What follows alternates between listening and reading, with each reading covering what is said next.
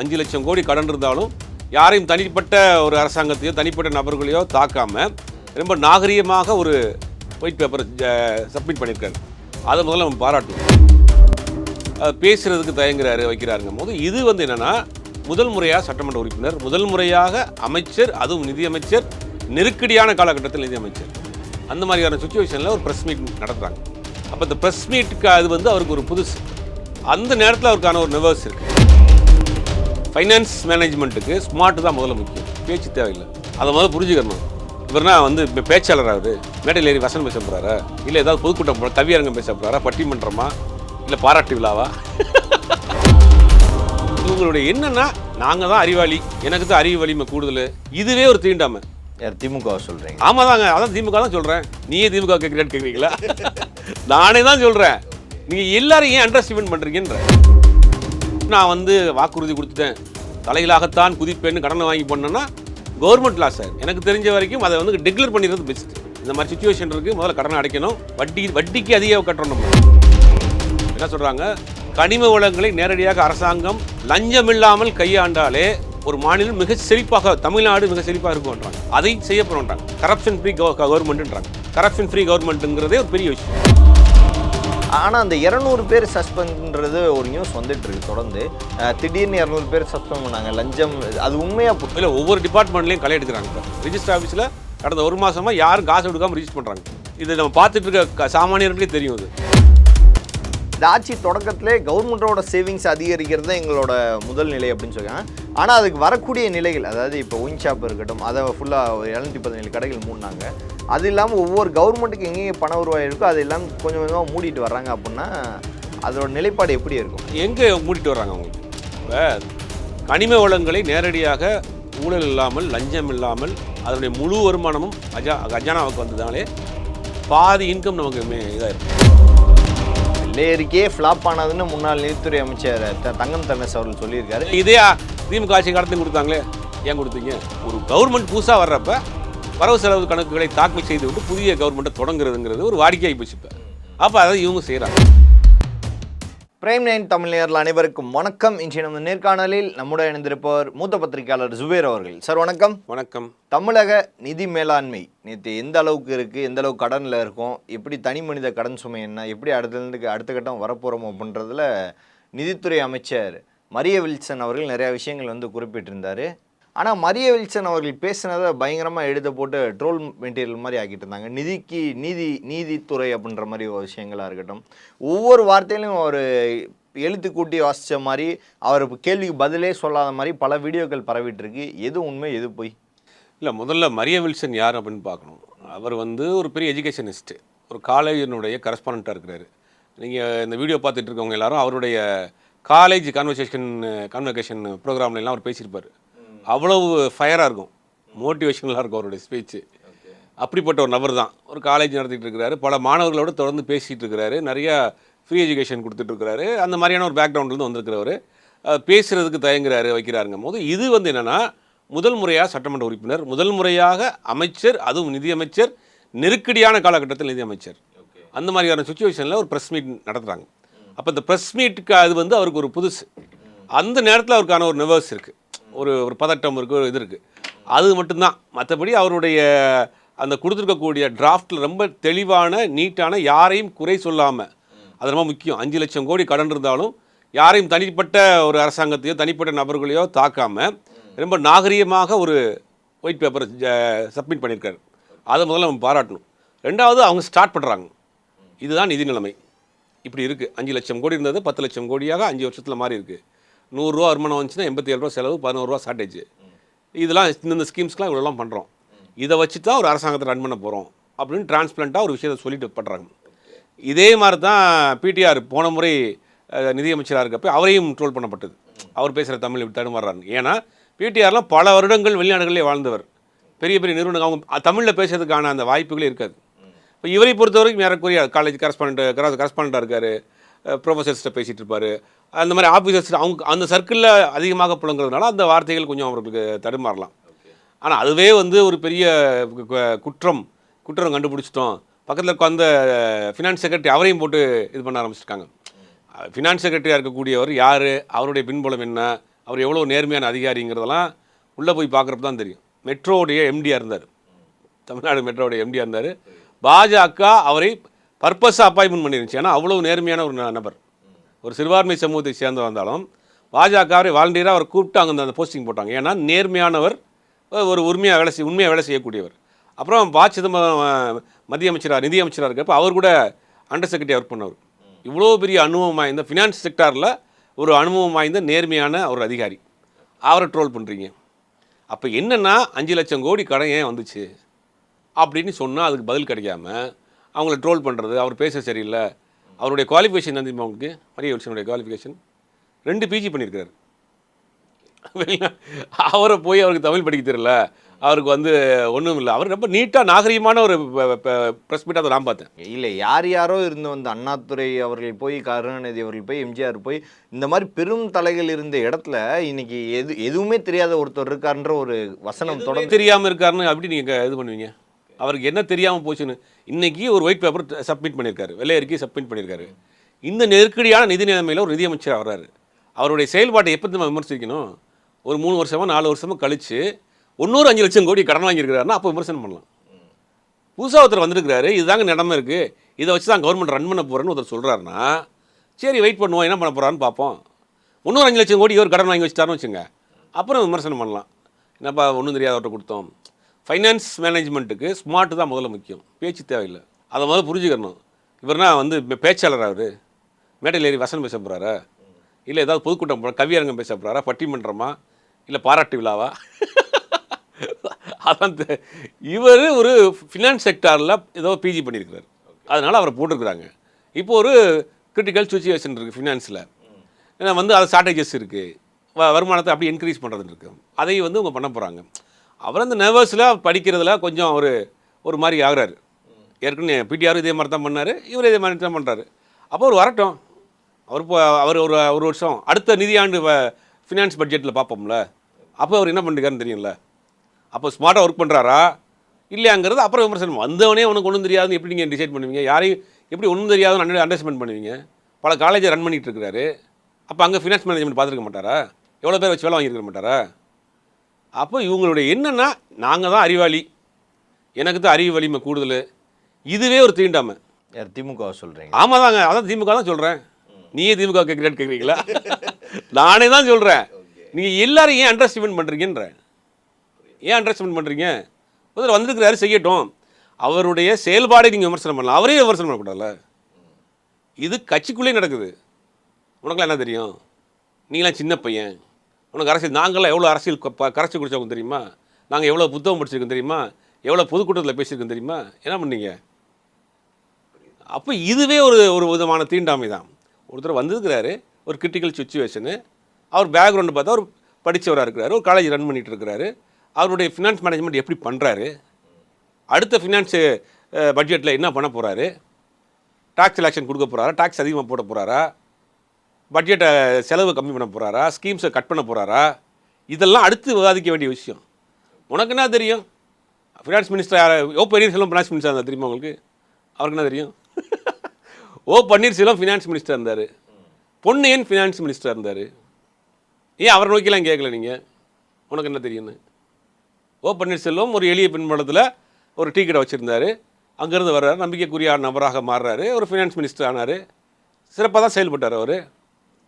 அப்போ நீங்கள் எங்களுக்கு தான் அறிவு இருக்குது, உங்களுக்கு யாருக்குமே அறிவு இல்லை, உனக்கு பேச வராது அப்படின்னு சொல்கிறதே ஒரு விதமான ஒரு தீண்டாமை தான். இல்லை, கரப்ஷன் ஃப்ரீ கவர்மெண்ட் அப்படின்றத மட்டும் அவங்க வந்து ப்ராம் பண்ணுறாங்க. நல்ல கரப்ஷன் ஃப்ரீன்றது தொடர்ந்து பிரச்சாரம் செய்கிறாங்க, தவிர அவங்க ஸ்கீம்ஸ் எதையுமே எடுத்து வைக்க மாட்டாங்கன்றது தான் கேள்வியாக இருக்குது. இது வரைக்கும் அவங்க ஸ்கீம்ஸை எதுவுமே ஒன்று கூட டெலிவரபிள். அதுங்க 2016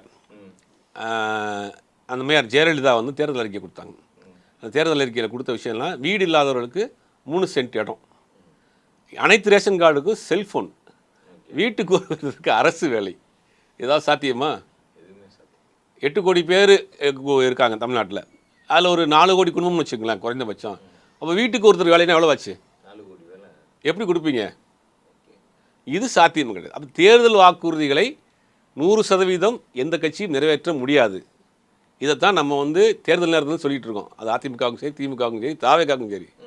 100% தேர்தல் வாக்குறுதி நிறைவேற்ற முடியாது. சாத்தியப்படுத்தக்கூடிய விஷயங்கள் மட்டும்தான் பண்ணணும். போன முறை திமுக கொடுத்த வாக்குறுதிகளில் ஒரு 60% நிறைவேற்றிருப்பாங்க, 40% நிறைவேற்ற முடியாது. அதுக்கு வரதுக்கு என்ன காரணம்னா ஃபினான்ஸ் பிரச்சனை ஒன்று இருக்குது, ரெண்டாவது அந்த பெர்மிஷன் இஷ்யூஸ்லாம் இருக்குது. ஒரு ஸ்கீமை கொண்டு வரன்ற அந்த ஸ்கீமுக்கு அந்த பக்கத்தில் எதிர்ப்பாக இருக்கும், கொண்டு வர வேணான்னு சொல்லுவாங்க, அமைச்சரவை கூடி இதை இப்போதைக்கு வேணாம் முடிவு பண்ணுவாங்க, அப்படிங்கிறதெல்லாம் இருக்குது. இப்போ தமிழ்நாடு நிதி நிலைமையை பொறுத்த வரைக்கும் ஒரு மிகப்பெரிய கவலைக்கிடமாக இருக்குது. பெரும்பாலான பணம் வந்து பென்ஷன்ஸ் அண்டு சேலரி, அப்புறம் வந்து வெல்ஃபேர் ஸ்கீம்ஸ், இதுக்கு தான் போகுது. இப்போ இதோடு சேர்த்து இவங்களும் ஏற்கனவே டம்ப் பண்ணாங்கன்னா, நாங்கள் வந்து வீம்புக்கு நாங்கள் வந்து வாக்குறுதி கொடுத்தோம், பரவாயில்ல நாங்கள் கடன் வாங்கி தான் நாங்கள் வந்து வெல்ஃபேர் ஸ்கீம் பண்ணுவோம்னா ஒரு மாநிலமே திவாலாயிரும். தமிழ்நாடே திவாலாயிருமா? ஆமாம். நீங்கள் இதுக்கு 2500 எப்படி கொடுக்க முடியும்? 2500 மாதம் எப்படி கொடுக்க முடியும்? 4000 ரூபா வந்து அன்எம்ப்ளாய்மெண்ட் கொடுக்கணும், அன்எம்ப்ளாயர்ஸ்க்கு எப்படி கொடுப்பீங்க? எப்படி தாலிக்கு தங்கம், இது தாய்மாமன் சீர் எப்படி தங்கம் கொடுப்பீங்க? 1 கிராம் தங்கம் எப்படி கொடுப்பீங்க? 1 கிராம் தங்கம் எவ்வளவு? இது எதுவுமே சாத்தியம் இல்லை. அதை நீங்கள் டிக்ளேர் பண்ணிடலாம், ஃபினான்ஸ் சுச்சுவேஷன் இப்படி இருக்குது, நாங்கள் சரி பண்ணிவிட்டு நாங்கள் கொடுப்போம், பிரச்சனையே இல்லைன்றேன். அதை பார்த்து யார் ஓட்டு போடலையே, அதை பார்த்து வாக்களித்தவர்களுடைய எண்ணிக்கை கம்மியாக இருக்கும். ஒரு மாற்றம் வேணும்னு தான் வாக்களிச்சிருக்காங்க, மாற்றம்னு உள்ளே வந்து உட்காந்துருக்குறாங்க. இந்த சிக்கல்லாம் இருக்குது, இதை நாங்கள் சரி பண்ணிட்டு கொடுக்குறோம், ஓகே முடிஞ்சு போச்சு, கவர்மெண்ட் ரன் பண்ணுங்க, எப்படி நடக்குதுன்னு பார்ப்போம். அதை விட்டுட்டு நான் வந்து வாக்குறுதி கொடுத்துட்டேன், தலையிலாகத்தான் குதிப்பேன்னு கடனை வாங்கி போனேன்னா கவர்மெண்ட் லாஸ் ஆயிரும். எனக்கு தெரிஞ்ச வரைக்கும் அதை வந்து டிக்ளேர் பண்ணிடுறது பெஸ்ட்டு. இந்த மாதிரி சுச்சுவேஷன் இருக்குது, முதல்ல கடனை அடைக்கணும். வட்டிக்கு அதிகம் கட்டுறோம், நம்ம வட்டி அதிகமாக கட்டிகிட்டு இருக்கிறோம். இந்த மாதிரி வெல்ஃபேர் ஸ்கீம்ஸ்க்கு 25,000 கோடி ரூபா போதுன்றாங்க. இதுக்கு மேற்கொண்டு போட்டிங்கன்னா என்ன பண்ணும்? அவங்க கொண்டு சொன்ன ஸ்கீம் வந்து லட்ச கோடிக்கு மேலே போகுது, எப்படி தாங்கும்?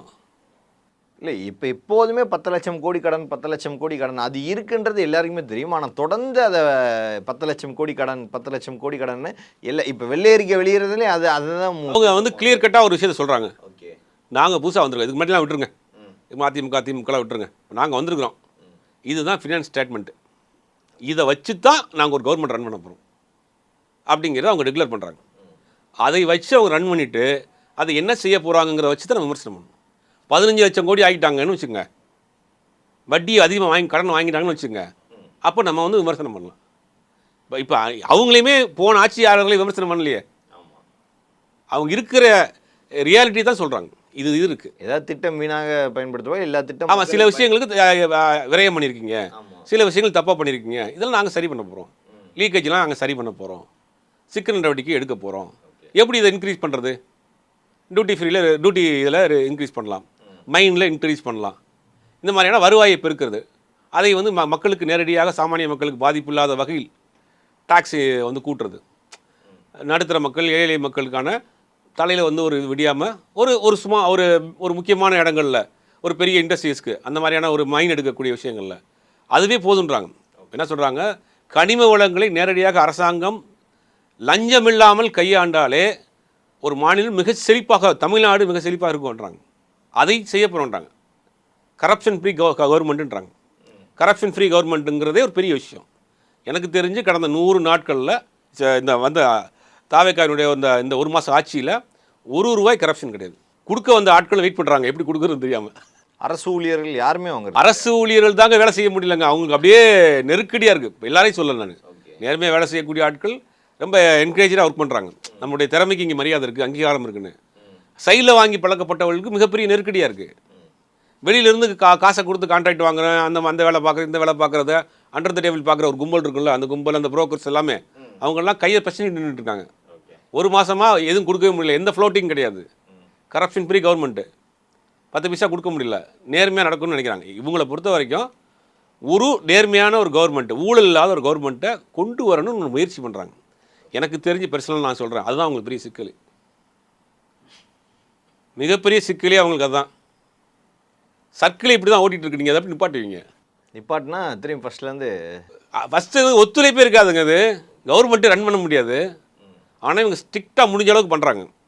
ஆனால் அந்த 200 பேர் சஸ்பெண்ட்ன்றது ஒரு நியூஸ் வந்துட்டு இருக்கு தொடர்ந்து. திடீர்னு 200 பேர் சஸ்பெண்ட் பண்ணாங்க, லஞ்சம்.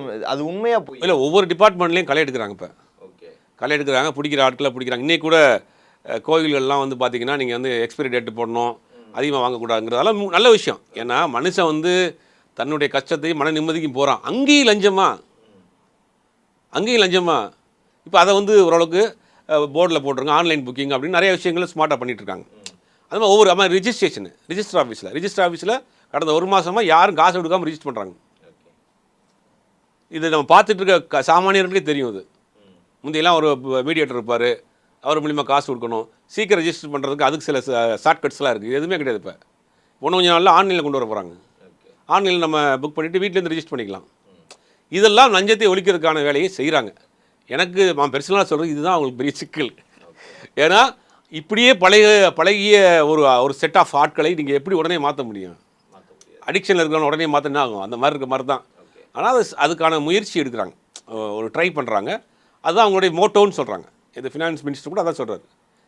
கரப்ஷன் ஃப்ரீ கவர்மெண்ட் தான் எங்களுடைய மோட்டோ. அதை நோக்கி நாங்கள் போகிறோம். கரப்ஷன் ஃப்ரீன்னு வந்துட்டாலே கவர்மெண்ட்டுக்கான இன்கம் சோர்ஸ் கூடிடும். இப்போ குறிப்பாக பெரிய அளவில் கரப்ஷன் நடக்கிறது வந்து கனிம வளங்கள், மைனிங் தான்.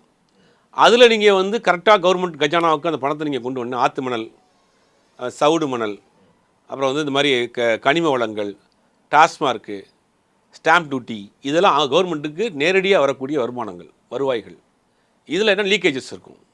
லீக்கேஜஸ் தான் மீடியேட்டர்ஸு, அப்புறம் கான்ட்ராக்டர்ஸு, அதிகாரிகள்ஸ், இதெல்லாத்துக்கும் ஃபில்டர் பண்ணி அந்த பணம் உங்களுக்கு வரும். அரசாங்கத்துடைய கஜானாவுக்கு மீடியேட்டரு, கான்ட்ராக்டரு, அதிகாரி, அரசியல்வாதி எல்லாம் ஃபில்டர் பண்ணதுக்கு பிறகு ஒரு சின்ன அமௌண்ட்டு தான் கவர்மெண்ட்டுக்கு போகும்.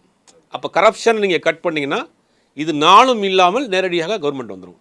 ஒரு பெரிய அமௌண்ட், ஃபியூஜ் அமௌண்ட் வந்து கவர்மெண்ட்டோடைய கஜானாவுக்கு வரும். இன்னொரு விஷயமே சொல்கிறாங்க, என்ன அப்படின்னா தேர்தல் பத்திரத்தின் மூலம் வாங்கப்படும் பணமானது, அதாவது பல நூறு கோடிகள் ஒவ்வொரு தடவையுமே ஆளும் கட்சி யார் இருக்காங்களோ அவங்க அக்கௌண்ட்டுக்கு தான் போகும். ஆனால் தேர்தல் பத்திரத்தின் மூலமாக வாங்கப்படும் பணம் இப்போ டைரெக்டாக கவர்மெண்ட்டுக்கு தான் வரும். அதாவது பெரிய பெரிய நிறுவனங்கள் எல்லாம் கவர்மெண்ட்டுக்கு தான் அந்த பணத்தை கொடுக்குறாங்க, ஆளுங்கட்சியினர் வாங்குறதுன்னு சொன்னால் அது உண்மையா? இல்லை, ஏற்கனவே ஆளுங்கட்சி வாங்கியிருக்காங்க லிஸ்ட்டே நமக்கு வந்துச்சு. கோர்ட்டில் போட்டு கோர்ட் மூலியமாகவே வந்துச்சு. இல்லை, இந்த ஆட்சியில் அது வாங்குறது இல்லை அப்படின்றது நிப்பாட்டியிருக்காங்க. டொனேஷன் வாங்க, முதலமைச்சர் நிதின்னு கொடுப்பாங்க. முதலமைச்சருடைய வெல்ஃபேர் ஃபண்டுன்னு ஒன்று வச்சுருப்பாங்க. அந்த ஃபண்டு என்ன பண்ணுவாங்கன்னா, ஏதாவது ஒரு முக்கியமான பேரிடர் காலங்களில் அந்த ஃபண்டு எடுத்து யூஸ் பண்ணுவாங்க. மழை வெள்ள காலங்கள், இந்த மாதிரியான இயற்கை சீற்றங்கள் நடக்கக்கூடிய இடங்களில் அந்த சீஃப் மினிஸ்டர் ஃபண்ட்லேருந்து அதை கொஞ்சம் கொடுப்பாங்க. அது வந்து வாங்குறாங்க. அது இந்த கவர்மெண்ட் என்ன டிசிஷன் எடுக்க போகுதுன்னு தெரியல. அது எல்லா கவர்மெண்ட்லேயும் வாங்குறது தான். அது வந்து இந்த மாதிரியான ஒரு இதுக்கு செலவழிக்கிறதுக்காக வச்சுருப்பாங்க. இந்த மாதிரியான ஒரு டிசாஸ்டர் டைமில் யூஸ் பண்ணுறதுக்கான ஃபண்டு அது. அது வந்து இவங்க வாங்குறாங்க. இவங்களுடைய கொள்கை முடிவு என்னங்கிறது தெரியல. ஸோ ஒவ்வொரு ஆட்சியும் முடியும் போது இவ்வளோ அவங்களோட சேவிங்ஸ் அதிகமாக இருக்கும், கவர்மெண்ட்டோட சேவிங்ஸ்ன்னு பார்த்தீங்கன்னா மைனஸில் தான் எப்போதுமே இருக்கும். இந்த ஆட்சி தொடக்கத்திலே கவர்மெண்ட்டோட சேவிங்ஸ் அதிகரிக்கிறது தான் எங்களோட முதல் நிலை அப்படின்னு சொல்லுவாங்க. ஆனால் அதுக்கு வரக்கூடிய நிலைகள், அதாவது இப்போ ஒயின் ஷாப் இருக்கட்டும், அதை ஃபுல்லாக 717 கடைகள் மூடினாங்க. அது இல்லாமல் ஒவ்வொரு கவர்மெண்ட்டுக்கு எங்கெங்கே பண உருவாக இருக்கோ அது எல்லாம் கொஞ்சம் கொஞ்சமாக மூடிட்டு வர்றாங்க. அப்படின்னா அதோட நிலைப்பாடு எப்படி இருக்கும்? எங்கே மூடிட்டு வர்றாங்க அவங்களுக்கு? இப்போ கனிம வளங்களை நேரடியாக ஊழல் இல்லாமல், லஞ்சம் இல்லாமல், அதனுடைய முழு வருமானமும் கஜானாவுக்கு வந்ததுனாலே பாதி இன்கம் நமக்கு இதாயிரும். இல்லீகல் மைன்ஸை வந்து கரெக்டாக, இல்லீகல் மைன்ஸு லீகலாக கொடுக்குறதுல லீக்கேஜ் இருக்குங்க. அது வாங்கி கொடுக்குற புரோக்கர்ஸ், அதை எடுக்கிற கான்ட்ராக்டர், இடையில கட்டிங்க வாங்குகிற அரசியல்வாதி, அதுக்கு ஒத்துழைப்பு கொடுக்குற அதிகாரி, எல்லாருமே இத்தனை லீக்கேஜஸ் இருக்குது. இந்த லீக்கேஜஸ் நீங்கள் ஸ்டாப் பண்ணாலே அந்த ஃபுல் ஃபண்டு வந்து அப்படி கஜானாவுக்கு வந்துடும். அப்போ இதை வந்து கரப்ஷன் ஃப்ரீ கவர்மெண்ட், இதை நாங்கள் ஸ்டாப் பண்ண போகிறோம். நேரடியாக இன்கம் சோர்ஸை கொண்டு வர போகிறோம். ஸ்டாம்ப் டியூட்டியில் அதில் இருக்கக்கூடிய இடைத்தரகர்கள் விஷயத்தை க்ளோஸ் பண்ண போகிறோம் அப்படிங்கிற ஒரு விஷயத்தை சொல்கிறாங்க. என்னென்னா அதை அவங்க கிளியர் கட்டாக அவங்க சொல்லியிருந்தாங்க. இப்போ நம்ம பேசுகிறத அவர் நேற்று சொல்லியிருந்தாரு வச்சுங்களேன். இது நல்ல நல்ல ஒரு இதுதான் பண்ண போகிறாங்க. இது நான் அவங்க கொடுத்த அந்த அறிக்கையை வச்சு, அவர் கொடுத்த பேசுகிறத வச்சு தான் நம்ம பேசிகிட்டு இருக்கிறோம். இது அவங்க கிளியர் கட்டாக பேசியிருந்தாங்கன்னா இதுதான் ஹைலைட்டு. இது அவங்க கிளியர் கட்டாக நாங்கள் கவர்மெண்ட்டில் இவ்வளோலாம் இருக்குது, இது நாங்கள் சரி பண்ண போகிறோம். எப்படி சரி பண்ண போகிறோம்? கரப்ஷன் ஃப்ரீ கவர்மெண்ட்டை ரன் பண்ணி நேரடியாக கவர்மெண்ட்டுக்கு இன்கம் வர மாதிரி நாங்கள் பண்ண போகிறோம். அது கொஞ்சம் டைம் கொடுங்கன்னு கொடுத்துதான் முடிஞ்சு போயிருக்கோம். சிம்பிள். இதை ப்ரெஸ் மீட்டு எப்பயுமே இந்த மாதிரியான ஒயிட் பேப்பர் இது வந்து சட்டசபையில் தான் கொடுப்பாங்க. இவங்க ப்ரெஸ் மீட்டாக வச்சு கொடுத்துட்டாங்க. அதை இவங்க ப்ரெஸ் ரிலீஸாக கூட கொடுத்துருக்கலாம். ப்ரெஸ்ஸை அட்ரஸ் பண்ண வேண்டான்னு முடிவு பண்ணியிருந்தாங்கன்னா இவங்க ஒரு ப்ரெஸ் ரிலீஸாகவே கொடுத்துருக்கலாம். வெள்ளை அறிக்கையே ஃப்ளாப் ஆனதுன்னு முன்னாள் நிதித்துறை அமைச்சர் தங்கம் தென்னரசு அவர்கள் சொல்லியிருக்காரு. இதே திமுக ஆட்சி காலத்தையும் கொடுத்தாங்களே, ஏன் கொடுத்தீங்க? இதே பிடிஆர் பழனிவேல் தியாகராஜன் கொடுத்தாரு, வெள்ளை அறிக்கை கொடுத்து தான் ஸ்டார்ட் பண்ணாங்க. அப்போ ஒரு கவர்மெண்ட் புதுசாக வர்றப்ப வரவு செலவு கணக்குகளை தாக்கல் செய்து விட்டு புதிய கவர்மெண்ட்டை தொடங்குறதுங்கிறது ஒரு வாடிக்கையாகி போச்சு. இப்போ அப்போ அதை இவங்க செய்கிறாங்க. அப்போ இருக்கிற மைனஸ் ப்ளஸ்ஸை அவங்க வந்து டிரான்ஸ்பிளண்ட்டாக மக்களுக்கு தெரியட்டுங்கிறதுக்காக சொல்லியிருக்கிறாங்க. அடுத்து என்ன செய்ய போகிறாங்கங்கிறது அவருடைய செயல்பாடுகளை வச்சு கரப்ஷன் இல்லாமல் கொண்டு போகிறாங்களா, வருவாயை பெருக்க போகிறாங்களா, கடன் வாங்காமல் இருக்க போகிறாங்களா, இவங்க சொன்ன ஸ்கீம்ஸை வந்து கொண்டு வர போகிறாங்களா அப்படிங்கிறத வரக்கூடிய காலங்களில் அவங்க செயல்பாடுகளை வைத்து விமர்சனம் பண்ணுறது தான் ஓரளவுக்கு நியாயமாக இருக்கும். ஓகே. பேருந்து கட்டணத்தை பற்றி ஒரு விஷயம் சொல்லியிருந்தாங்க. என்ன பண்ணால் லிட்டருக்கு அதாவது 68 ரூபாய் செலவாகுது, ஆனால் வருவாயின்றது 28 ரூபாயாக இருக்குது. அதாவது முந்தைய காலகட்டங்களில் கட்டணம் உயர்த்தாண்மை இது இந்த மாதிரி செயல்பாடுகள்னால அது அப்படியே நின்றுட்டுருச்சு, அப்படியே வருவாயின்றது மைனஸில் போயிட்டுருக்கு அப்படின்னு சொன்னாங்க. அவங்க சொல்லும் போது ஏதோ ஹிண்ட் கொடுக்குற மாதிரி இருக்கு. பேருந்து கட்டணம் உயர போகுதா? இல்லை, அதாவது என்னென்னா பப்ளிக் சர்வீஸ் தான், பொதுமக்களுக்கான சேவை தான் வந்து டிரான்ஸ்போர்ட்டிங், மெடிசன் அண்டு பவர், இதெல்லாம் வந்து சர்வீஸ் ஓரியன்ட் இண்டஸ்ட்ரி. அதனால் வந்து அதில் பெருசாக லாபம் இல்லாமல் தான் பண்ணுவாங்க. எந்த அரசாங்கம் வந்தாலும் சரி, எந்த மாநிலத்தில் வந்தாலும் சரி, இது வந்து பொது பயன்பாட்டிற்கு வரக்கூடிய சேவையோடு செய்யக்கூடிய ஒரு டிபார்ட்மெண்ட். இப்போ பார்த்தீங்கன்னா கேரளாவில் காங்கிரஸ் அரசாங்கம் வந்து எந்த மாவட்டத்துக்கு வந்தாலும் நீங்கள் போய்க்கலாம், பெண்களுக்கான இலவச பேருந்துன்னா அது ஸ்கீமை தேர்தல் வாக்குறுதியாக கொடுத்து நிறைவேற்றிட்டாங்க. நேற்று இருந்து நிறைவேற்றிட்டாங்க. அப்போ இதை பொறுத்த வரைக்கும் லாஸ்ட்டில் தான் போகும். நீங்கள் டம்ப் பண்ணிங்கன்னா நேரடியாக சாமானிய மக்கள் தான் பாதிக்கப்படுவாங்க. பேருந்தில் பயணம் பண்ணக்கூடியவங்க சாமானிய எளிய மக்கள் தான் பயணம் பண்ணுறாங்க. அப்போ அவங்க மேலே டம்ப் பண்ண மாட்டாங்க. இந்த கவர்மெண்ட் பண்ணாதுன்னு நினைக்கிறேன். ஆனால் வந்து நஷ்டத்தில் போகிறதுங்கிறது உண்மை தான். எந்த ஆட்சி இருந்தாலும் நஷ்டம் தான் போகும். ஏன்னா அது லாப நோக்கத்தோடு செயல்படுத்த முடியாத ஒரு டிபார்ட்மெண்ட்டு. அதுவும் அப்படி தான். இபி அப்படி தான். இபியும் லாஸில் தான் போகுது, டிரான்ஸ்போர்ட்டிங் லாஸில் தான் போகுது. இது ஏன்னா இது நீங்கள் டம்ப் பண்ணி அதிகமாக காசு வாங்கலாம், ஆனால் நேரடியாக மக்களுக்கு பாதிக்குங்கிறதுக்காக இதெல்லாம் வந்து சர்வீஸ் ஓரியன்டான டிபார்ட்மெண்ட் அப்படிம்பாங்க. இந்த வாட்டரு, டிரான்ஸ்போர்ட்டு, அப்புறம் வந்துட்டு இபி, இதெல்லாம் சர்வீஸ் ஓரியன்ட், மக்களை நேரடியாக அன்றாடம் பயன்படுத்தக்கூடிய விஷயம். அப்போ அதில் வைக்க மாட்டாங்கன்னு நினைக்கிறேன். அதுக்கு பெருசாக கை வைக்க மாட்டாங்க. மற்ற விஷயத்தில் அவங்க கான்சன்ட்ரேட் பண்ணுவாங்க. பல்வேறு அரசியல் கேள்விகளுக்கு பதில் தமிழுக்காக மிக்க நன்றி சார். நன்றி.